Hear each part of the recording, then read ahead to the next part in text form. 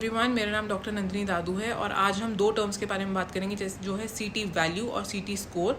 दोनों अलग अलग टर्म्स हैं, दोनों कहाँ यूज़ होते हैं, इनका हमारी लाइफ में क्या इंपॉर्टेंस है। हमने बहुत सुना है इनके बारे में, स्पेशली जब से ये कोविड शुरू हुआ है। और अगर हमारे आसपास कोई कोविड पॉजिटिव है तो हमने इन वैल्यूज़ के बारे में ज़रूर सुना होगा। क्या डिफरेंस है, क्या इंपॉर्टेंस है, क्या कैसे ये हमें मदद करते हैं, इस बारे में बात करेंगे। सीटी वैल्यू और सीटी स्कोर दोनों अलग चीज़ें हैं। सीटी वैल्यू का जो होती है वो आपको आपकी आरटी-पीसीआर की रिपोर्ट से मिलती है।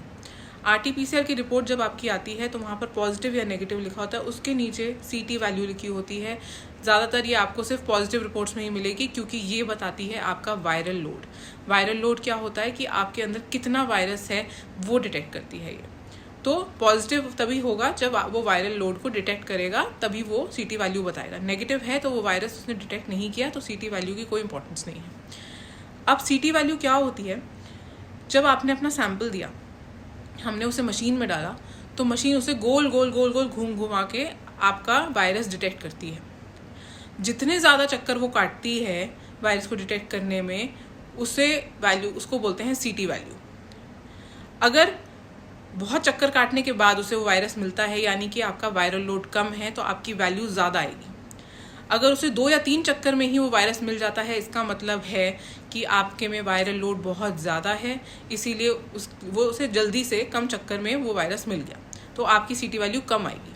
तो बेसिकली अगर सीटी वैल्यू कम है, यानी कि आपका वायरल लोड ज़्यादा है, यानी कि हमें ज़्यादा वायरल लोड हमारा ज़्यादा है। और अगर आपकी सीटी वैल्यू ज़्यादा है, यानी कि आपके अंदर वायरल लोड कम है। इसकी सिर्फ यही इंपॉर्टेंस है कि ये आपको ये बताती है आपका वायरल लोड कितना है, ज़्यादा है या कम है। इसका हमारे ट्रीटमेंट से कोई लेना देना नहीं। अगर आप पॉजिटिव हैं, आपको ट्रीटमेंट लेना है। अगर आप नेगेटिव हैं तो भी आज के टाइम पे आपको अगर सिम्टम्स आ रहे हैं तो भी हम आपको दवाइयाँ देंगे। पर सीटी वैल्यू ज़्यादा या कम होने से, कि मेरा 9 है नहीं मेरा 25 है, इससे हमें कोई फ़र्क नहीं पड़ता। Positive means positive. Viral load से हमें दवाइयों में कोई चेंज नहीं आएगा। वायरल लोड जितना भी हो, कम हो या ज़्यादा हो, दवाइयाँ सेम रहेंगी जो हम आपको प्रिस्क्राइब करेंगे। आपकी रेफरेंस के लिए मैं आपको बता दूं, 35 इज़ अ नॉर्मल वैल्यू। 35 से नीचे आने वाले हर स्कोर को हम वायरल लोड ज़्यादा मानेंगे और आपको पॉजिटिव मानेंगे। वायरल लोड अगर नहीं है तो वो रिपोर्ट 35 से ऊपर की वैल्यू देती है, यानी कि वो नेगेटिव रिपोर्ट देगी। अब हम बात करेंगे सीटी स्कोर के बारे में।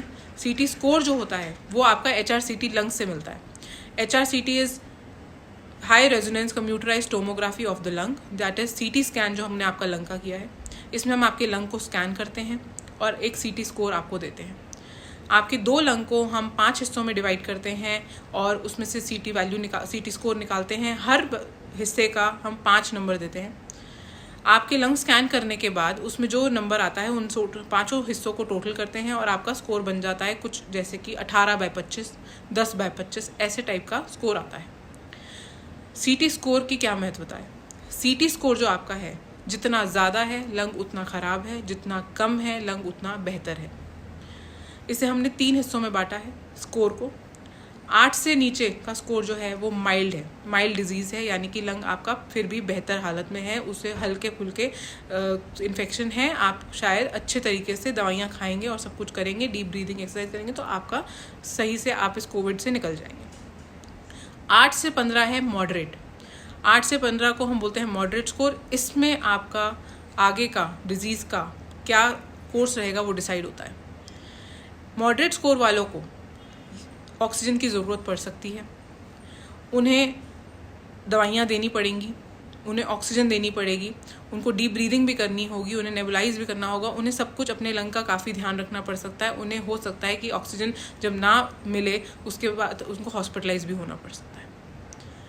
सिवियर जो है वो इमीडिएटली हॉस्पिटलाइज होने की कोशिश करें। सिवियर वालों का स्कोर होता है 15/25। ऐसा ज़रूर हो सकता है कि आप अपनी सैचुरेशन नापें तो आपकी ऑक्सीजनेशन ठीक आ रही हो, लेकिन आपका HRCT स्कोर जो हो वो 15/25 हो या 20/25 हो।